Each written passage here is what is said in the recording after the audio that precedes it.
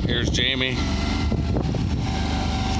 running our Mustang huge excavator.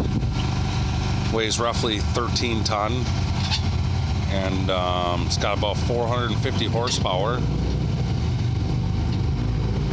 Yeah, it's just an animal.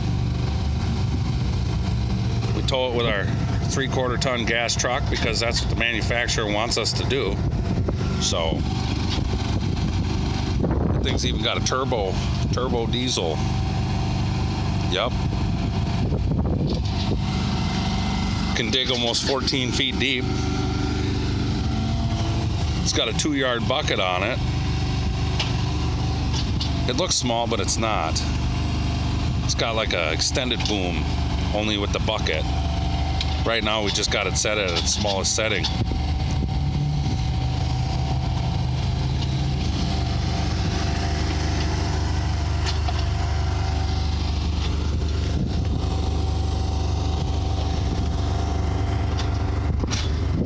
Welcome to Wisconsin.